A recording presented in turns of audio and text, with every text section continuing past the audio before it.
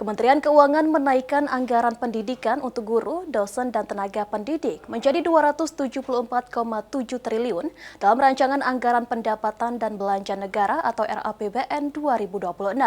Hal itu ditegaskan oleh Wakil Menteri Keuangan Suhasil Nazara.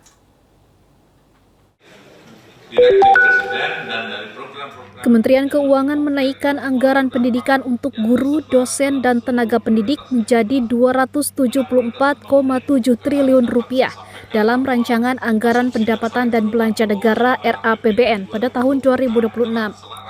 Hal itu ditegaskan oleh Wakil Menteri Keuangan Suhasil Nazara di Kompleks DPR RI Jakarta Jumat 22 Agustus. Suhasil juga merinci penambahan tersebut sudah disesuaikan dengan alokasi ekosistem pendidikan yang mencakup kebutuhan tenaga pengajar di berbagai daerah. Guru ada yang untuk gajinya, ada yang untuk pendidikannya, ada yang untuk macam-macam.